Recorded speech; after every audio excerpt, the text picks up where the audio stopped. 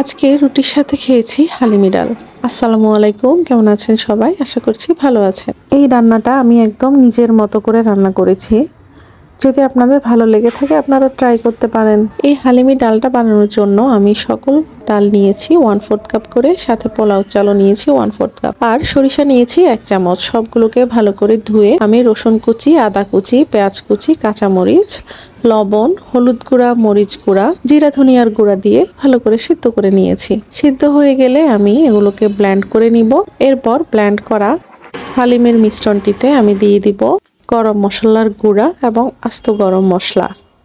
তারপর দুটো ডিম আমি এখানে ফেটিয়ে নিয়েছি। আস্তে আস্তে হালিমের মিশ্রণটিতে আমি ডিমটা মিশিয়ে নিচ্ছি।